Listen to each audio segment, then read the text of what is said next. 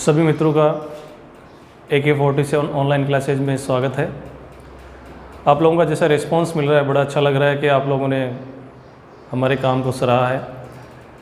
हम भी आप लोगों के लिए बिल्कुल तत्पर हैं और पूरे प्रयास के साथ अच्छी से अच्छी गुणवत्ता शिक्षा प्रदान करने के लिए पूरी लगन और मेहनत के साथ तैयारी कर रहे हैं और आपके समय के एक एक मिनट को कारगर सिद्ध करने में लगे हुए हैं। आपके साथ किसी प्रकार का शिक्षा की दृष्टि से समय की बर्बादी न हो और आपको 100% वही शिक्षा मिले जो कि वर्तमान समय की जो प्रतियोगी परीक्षाएं हैं उनके स्तर को ध्यान में रखते हुए, क्योंकि वर्तमान समय में कंपटीशन का लेवल जो आप लोगों को पता है कितना हाई हो चुका है, कितनी अच्छे लेवल के क्वेश्चन पूछे जा रहे हैं। इसलिए हमारी जो सबसे पहली ज़रूरी चीज़ वही है कि हमें अपना थोड़ा सा ज्ञान ऊपर उठाना है जिससे कंपटीशन के लेवल तक हम पहुंच सकें। अपना टॉपिक चल रहा था मानव का पाचन तंत्र। इसमें अपन पढ़ रहे थे आहार नाल की संरचना। आहार नाल के अंदर मैंने आपको दो भाग बता दिए थे, मुख और मुख गुहा बता दी थी। मुख गुहा के विभिन्न भाग आपको बता दिए थे। आज मैं आहार नाल का तीसरा टॉपिक लेके चल रहा हूँ, यानी अपना जो टॉपिक चल रहा है वो आहार नाल चल रहा है और आहार नाल के अंदर आज अपना तीसरा भाग है वो है ग्रसनी, जिसको हम क्या कहते हैं, फेरिंग्स भी कहते हैं। ये मैंने आपको पहले ही बता दिया था कि हमारी जो मुहिम है वो मुहिम है पूरा ज्ञान, भटकता हुआ ज्ञान नहीं चलेगा कि ये महत्वपूर्ण वो महत्वपूर्ण सारी किताबें ही हैं, इसलिए बोर्ड ने छाप करके दी है। प्रतियोगी परीक्षा के अंदर टॉपिक का नाम लिखा हुआ है, इसका मतलब महत्वपूर्ण है इसलिए दिया हुआ है। ठीक है, तो हम जो पढ़ रहे हैं वो पूरी डिटेल जानकारी पढ़ रहे हैं। एक बार आप इसको पूरा पढ़ लोगे, सिस्टमेटिक ढंग से अपने नोट्स प्रिपेयर कर लोगे, फिर रिवाइज करना है इनको। जितनी बार रिवाइज करोगे उतना ही हमें कंसेप्ट क्लियर होता चला जाएगा, हमें याद होते चले जाएंगे। देखो ग्रसनी किसे कहते हैं, तो ग्रसनी का मतलब ये है, यह आहार नाल का एक ऐसा भाग है जहाँ पर विभिन्न प्रकार की रचनाएं खुलती हैं। यह भाग श्वसन और पाचन दोनों क्रियाओं में भाग लेता है। इसके बारे में अपना लिखना शुरू करें तो अपन ये बता सकते हैं कि ये श्वसन व पाचन दोनों क्रियाओं में उपयोग में आने वाला भाग है।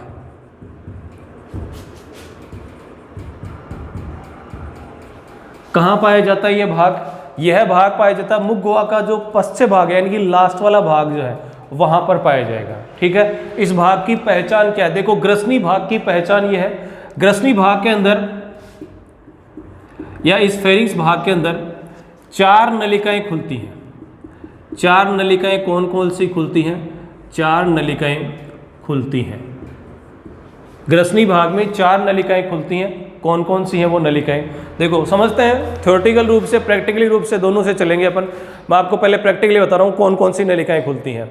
देखो सबसे पहले इस भाग में खुलने वाली नलिकाएं कौन सी हैं? अपन ने बताया था मुख गुहा। मुख गुहा का पश्चिम भाग जहां पर खुलता है वह ग्रसनी है। ठीक है, बात समझ में? दूसरी चीज देखो, ये जो आपको नलिका दिख रही है सामने की तरफ, जिसको हम श्वास की नली कहते हैं, ठीक है, या ट्रेकिया भी आप इसको कह सकते हो, वाइंड पाइप भी आप इसको कह सकते हो। ये जो श्वास की नली है जिस स्थान पर खुलती है इस वाले भाग के अंदर, वो भाग भी क्या है? ग्रसनी है। इस श्वास की नली के जस्ट पीछे पाई जाती है भोजन की नली, जिसको ग्रास नाल या ओसोफेगस कहते हैं। वो भी किस में खुलती है? इस ग्रसनी भाग में। 2 नलिकाएं आपके सामने, एक ट्रेकिया यानी श्वास नली और दूसरा जो है भोजन की नली यानी ग्रास नाल या ओसोफेगस। उसके बाद देखो हमारा जो कान है इसमें 3 भाग होते हैं। ये पिन्ना बाहर वाला बाह्य कर्ण आता है, फिर ऑडिटरी कैनाल है यानी कि श्रवण नाल है, उसके बाद में बीच में मध्य कर्ण है और मध्य कर्ण के अंदर क्या है? अंतःकरण है। तो मध्य कर्ण से भी एक नलिका आती है जो किस में खुलती है? इस ग्रसनी भाग में खुलती है। ठीक है, और चौथी नलिका कौन सी है? ये मैंने कल भी आपको बताया था कि जो कोमल तालु है उसमें 2 छिद्र पाए जाते हैं जिनको हम क्या कहते हैं? आंतरिक नासा छिद्र। वो भी कहाँ खुलते हैं? ग्रसनी में खुलते हैं। ठीक है, तो ग्रसनी के अंदर खुलने वाली 4 नलिकाएं कौन कौन सी है?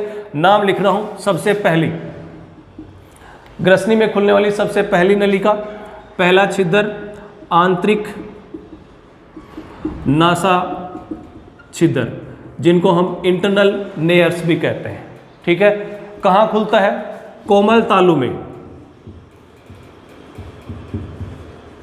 कोमल तालु में खुलता है। ठीक है। दूसरा, इस भाग में दूसरी जो नलिका खुलती है वो कौन सी खुलती है? यहाँ पर श्वास नली, जिसका दूसरा नाम क्या है? ट्रेकिया, इस भाग में खुलती है। किस छिद्र की सहायता से खुलती है? ठीक है, उस छिद्र को हम क्या कहते हैं? उसको हम ग्लोटिस, ठीक है, या उसको क्या कहते हैं? घाटी द्वार, ठीक है।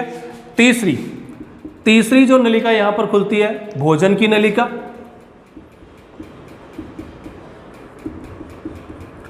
भोजन की नलिका, या फिर इसको हम क्या कह सकते हैं?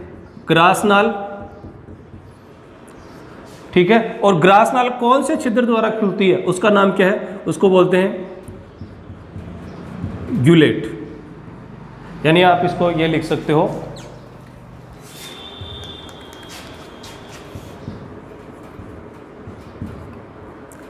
ग्यूलेट, ठीक है। यानी ग्रासनाल का वह छिद्र जो कि ग्रसनी में खुलता है उसको हम क्या कहते हैं? ग्यूलेट कहते हैं। और चौथी नलिका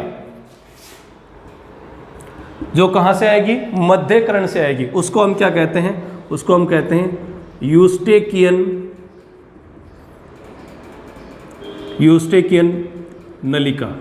कहां से आती है? यह मध्यकरण और हमारी जो आंखें दोनों से जुड़कर के किस भाग में खुलती है? इस ग्रसनी भाग में खुलती है।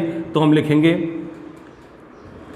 मध्यकरण व नेत्र से जुड़कर के इस भाग में खुलती है। इन सब का काम बताऊंगा आपको, ठीक है, किस काम में आती है, अपन क्यों पढ़ रहे हैं इनको। देखो, आंतरिक नासा छिद्र, इस आंतरिक नासा छिद्र से जो हवा आ रही है वो इस ग्रसनी भाग में आने के बाद में किस में चली जाती है? श्वास की नली में चली जाती है, ठीक है। हमारे द्वारा जो भोजन मुख गुहा में लिया गया है उस भोजन को इस ग्रसनी से होते हुए किस में भेजा जाता है? ग्रासनाल में भेजा जाता है। अब महत्वपूर्ण चीज है ये, यूस्टेकियन नलिका ग्रसनी से जुड़ी हुई है, इसका क्या महत्व है? इसका महत्व ये है, ये जो मध्यकरण है, इस मध्यकरण और बाह्यकरण के बीच में एक संरचना पाई जाती है जिसको कहते हैं कर्णपटय।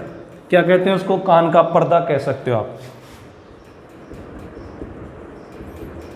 होता यह है, ये जो बाह्यकरण है, इस चित्र की सहायता से समझ लो आप, ये बाह्यकरण है और ये इसकी नलिका है जिसको श्रवण कैनाल कहते हैं। ये यहाँ पर कान का पर्दा है, इधर से वायु का दाब होता है, वायु के दाब की वायु जो है वो इस कान के पर्दे पर दाब बनाती है, प्रेशर बनाती है। उस प्रेशर से ये कान का पर्दा जो है इधर आगे की तरफ खिसक सकता है। लेकिन ये जो मध्यकरण है, इस मध्यकरण से आने वाली जो नलिका है जिसको हम यूस्टेकियन नलिका कहते हैं, इस नलिका की सहायता से भी वायु का दाब जो है वो इधर से बनता है, जिसके कारण ये कान का पर्दा जो है वो अपनी जगह पर बना रहता है। कभी कभी आप लोगों ने महसूस किया होगा कि आप मुख के अंदर हवा भर करके और जोर से बाहर निकालने की कोशिश करोगे तो कान के पर्दे के अंदर आपने मूवमेंट महसूस किया होगा।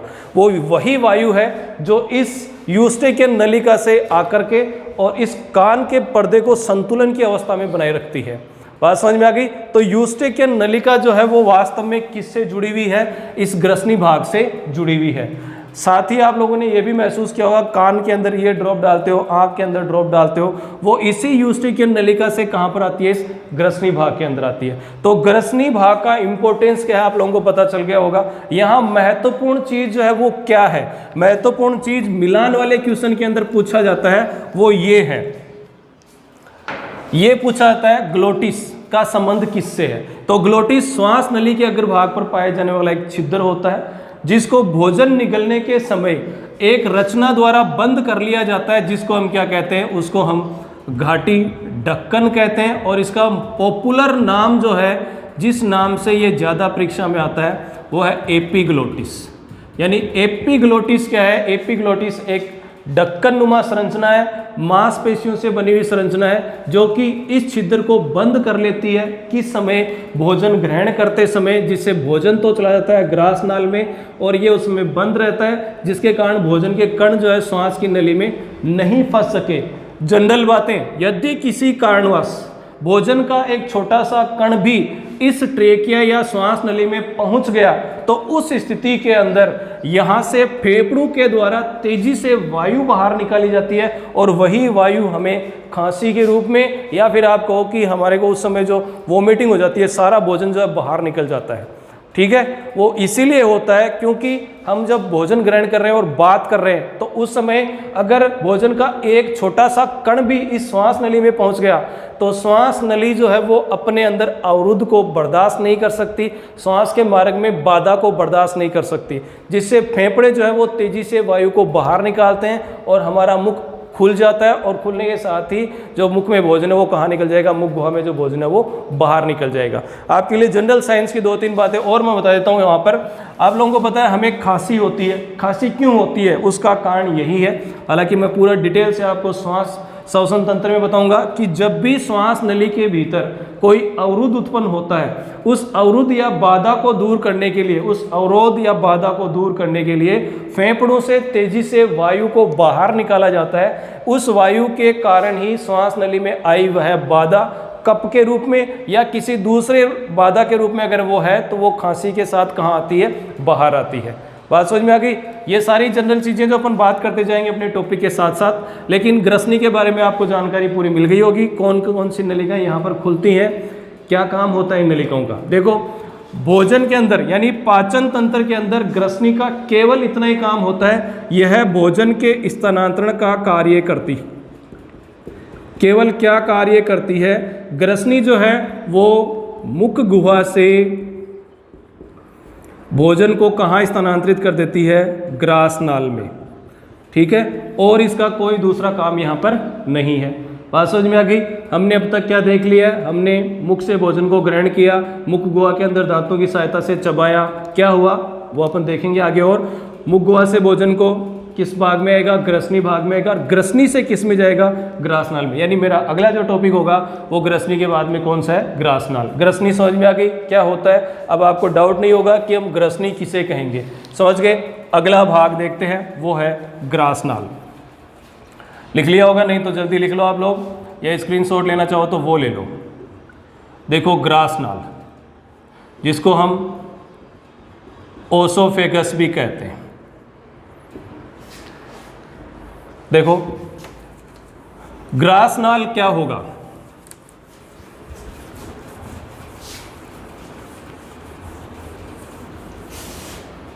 वही बात है अपनी, पहले मैं आपको प्रैक्टिकली वो चीज़ बताऊंगा, उसके बाद में थ्योरेटिकली लिख के बताऊंगा। ग्रास नाल जो है ये एक नलिकानुमा संरचना है जो कहाँ पाई जाती है, शरीर की पृष्ठ सतह पर, पृष्ठ सतह पर, डोर्सल सरफेस पर। सामने वाली जो सतह है उसको अधर सतह कहते हैं, जिसकी तरफ रीढ़ की हड्डी या तंत्रिका तंत्र का मेरु रज्जु पाया जाता है, वह शरीर की पृष्ठ सतह कहलाती है। ठीक है, तो ये जो पीछे वाली सतह है ये भोजन की नलिका इस श्वास की नली के नीचे होती है। आगे बात समझ में, भोजन की नलिका कहाँ है, ये सामने श्वास की नली है, इसके पीछे स्थित होती है कौन, भोजन की नली। कहाँ से कहाँ तक, ग्रसनी भाग से शुरू होकर के और इस वक्ष भाग से नीचे उदर भाग में जाती है। शरीर के कौन से भाग में जाती है, उदर भाग में। ठीक है, तो ग्रास नाल क्या है, एक नलिका नुमा संरचना, एक नलिका ही है, एक नलिका है जो भोजन को ग्रसनी से कहाँ लेकर के जाती है, आमाशय तक लेके जाती है। इसमें भोजन का कोई पाचन नहीं होता। ठीक है, इसका किसी प्रकार का कोई दूसरा कार्य नहीं है, केवल भोजन के स्थानांतरण के लिए। बात समझ में आ गई। ये जो नलिका है इसकी दीवारों के अंदर जो मांसपेशियां पाई जाती है संकुचनशील होती हैं, जिसके कारण हम जो भोजन निगलते हैं वो भोजन हम कई बार आपने किया होगा दबादब खाने की स्टाइल, तो जल्दी जल्दी खाते हो तो ये फैल भी सकती है। ठीक है, देखना आप लोगों ने ये भी महसूस किया होगा कि कभी कभी अगर आपने ज़्यादा मोटा ग्रास ले लिया हो तो आपको खांसी भी आना शुरू हो जाती है। रीज़न क्या है उसका, रीज़न ये है कि जो ओसोफेगस है उसके अंदर जब हम भोजन ले रहे हैं, हमने अच्छी तरह से चबाया नहीं है, तो वो जो है वो ये जो श्वास नली है इसके संपर्क में आता है। और मैंने अभी आपको बताया कि अगर श्वास नली में किसी प्रकार की भी बाधा या अवरोध आई तो फेफड़े सहन नहीं करते, फेफड़े तुरंत अपने अंदर से एयर को बाहर निकालते हैं और उस स्थिति में हमें खांसी आना शुरू हो जाती है। ऐसा लगता है कि चुभ रहा है, अंदर कुछ चुभ रहा है, पानी पीते हैं जल्दी सी। वो पानी इसलिए पीते हैं क्योंकि जो भोजन यहाँ पर स्थानांतरित हो रहा है और जहाँ पर श्वास नली और भोजन की नली टच में है दोनों, वहाँ अगर वो टच में हो गया तो खांसी आना शुरू होती है और आप तुरंत जो है पानी पी करके उस भोजन को नीचे की तरफ निकालने की कोशिश करते हो।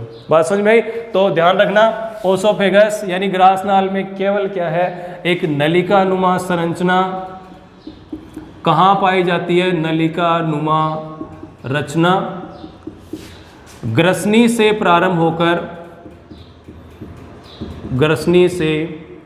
प्रारंभ होकर आमाशय तक पाई जाती है, आमाशय तक पाई जाती है। ठीक है, बात समझ में आ गया? और बाकी कोई ज़्यादा महत्वपूर्ण नहीं है, नहीं इसमें से कभी क्वेश्चन आता है, लेकिन पता होना चाहिए ग्रासनाल ऑप्शन आजकल दिए होते हैं हमें, वहाँ पर फिर ये ग्रासनाल क्या आ गया या ये किससे संबंधित है, तो ये अपनी जानकारी पता होनी चाहिए। बात समझ में आ गई ये चीज़। अगला भाग देखता हूँ जो महत्वपूर्ण है आहार नाल का, नंबर 5, वह है आमाशय।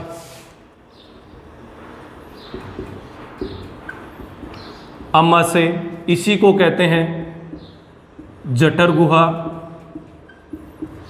ठीक है, इसी को इंग्लिश में स्टमक कहा जाता है। क्या होता है ये बता रहा हूँ, डायग्राम की सहायता से समझेंगे। एक ऐसा कोष्ठकनुमा भाग है, ठीक है, खोखली संरचना है, कोष्ठकनुमा भाग है। कहाँ पाया जाता है? शरीर के उदर भाग में। अंतर समझ लेना, उदर तो शरीर का भाग है भाई, जैसे सिर भाग, शीर्ष भाग, ये जो भाग है इसको वक्ष भाग कहते हैं, पसलियों वाले भाग को। इसके नीचे जहाँ पसलियाँ नहीं है उस भाग को हम क्या कहते हैं? उदर भाग कहते हैं। उदर भाग और वक्ष भाग के बीच में एक संरचना पाई थी जिसको डायाफ्राम कहते हैं। बहुत महत्वपूर्ण रचना है, पूरी बात करेंगे, तो आप पहले उदर भाग को समझ लो। उदर हो गया। देखो आमाशय जो है कहाँ पाया जाता है? यह है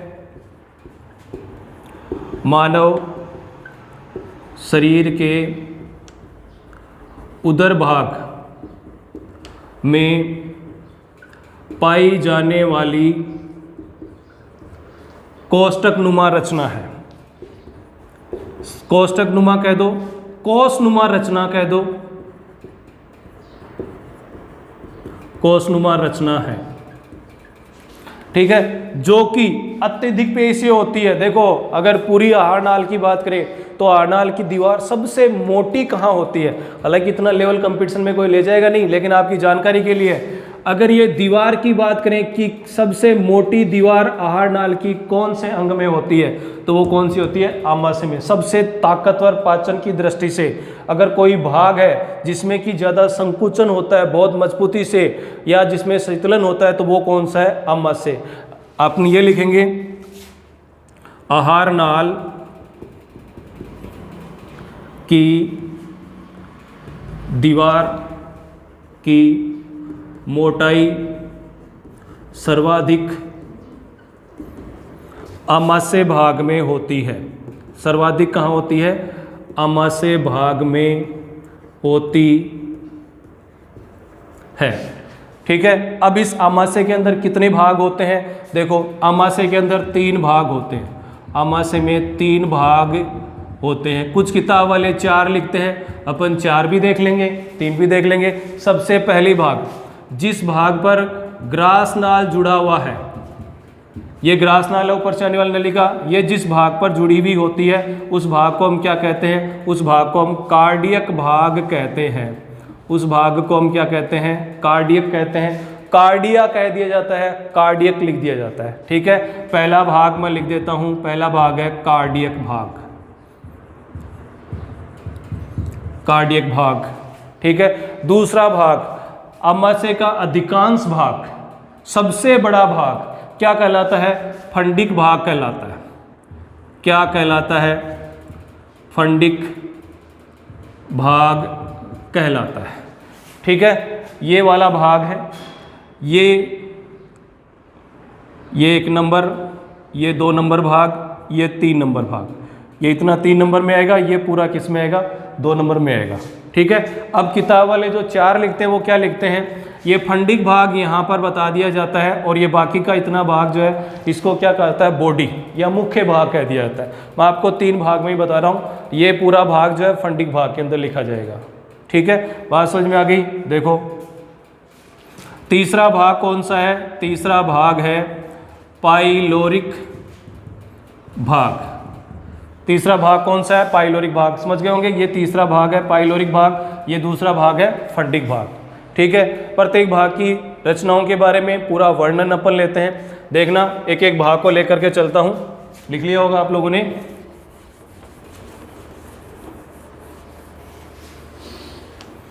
आमाशय का पहला भाग, नंबर फर्स्ट कार्डियक भाग।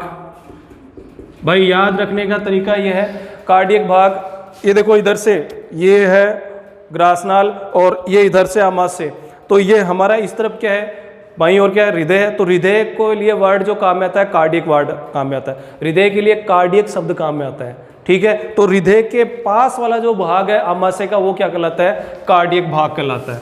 कार्डियक भाग कहाँ होता है? ये हृदय के पास होता है। ठीक है, इस भाग के अंदर एक ही प्रकार की कोशिकाएं होती हैं, जिनको क्या कहते हैं? इस भाग की कोशिका। इस भाग में कौन सी कोशिका पाई जाती है? वो है म्यूकस नेक सेल्स, जिनको आप म्यूकस गिरवा कोशिकाएं कह सकते हो। म्यूकस गिरवा कोशिका। और इस कोशिका के द्वारा किसका श्रवण किया जाता है? म्यूकस का श्रवण किया जाता है। भाई महत्वपूर्ण चीज यही है, यहाँ पर आमाशय के अंदर पाई जाने वाली कोशिकाएं हैं जिनको जठर कोशिकाएं कहा जाता है, जिनको जठर ग्रंथियां कहा जाता है।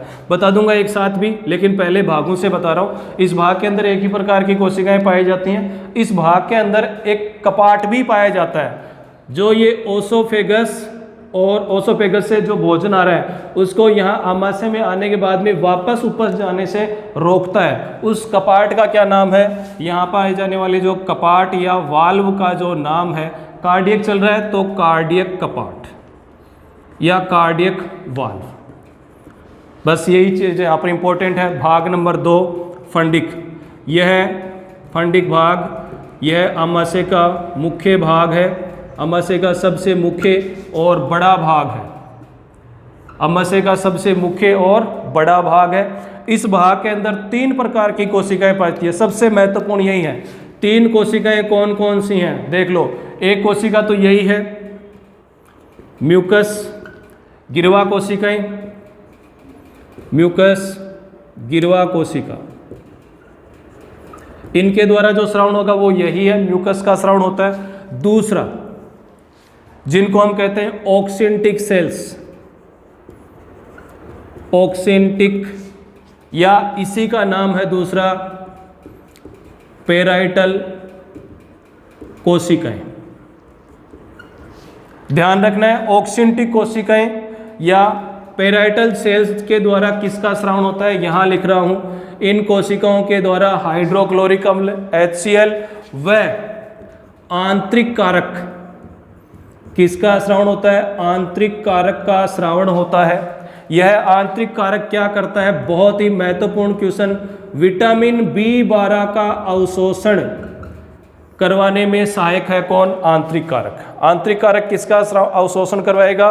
विटामिन B12 का अवशोषण करवाएगा। क्वेश्चन आता है ये, आमाशय के अंदर किस विटामिन का अवशोषण होता है? विटामिन B12 का अवशोषण होता है। किसके द्वारा? इस आंतरिक कारक के द्वारा। तीसरा देखो, तीसरे प्रकार की जो कोशिका है उनको हम मुख्य कोशिका या जाइमोजन कोशिका कहते हैं, जाइमोजन कोशिका कहते हैं। इन कोशिकाओं के द्वारा पाचक एंजाइम्स का श्रवण किया जाता है। किनका? पाचक एंजाइम्स का श्रवण किया जाता है।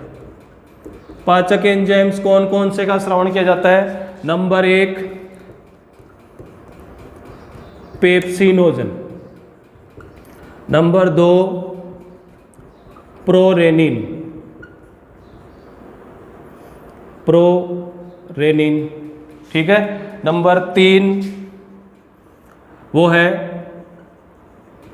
जठरीय लाइपेज, ठीक है। देखो आपके ज्ञान के लिए बता रहा हूं, ध्यान रखना, ये जो एंजाइम है ये एंजाइम निष्क्रिय अवस्था में स्रावित होते हैं। निष्क्रिय मतलब है ये सीधा पाचन नहीं कर सकता, पाचन में भाग लेने के लिए पहले इसको खुद को सक्रिय में बदलना पड़ेगा, ठीक है। और सक्रिय में किसकी उपस्थिति में बदलेंगे?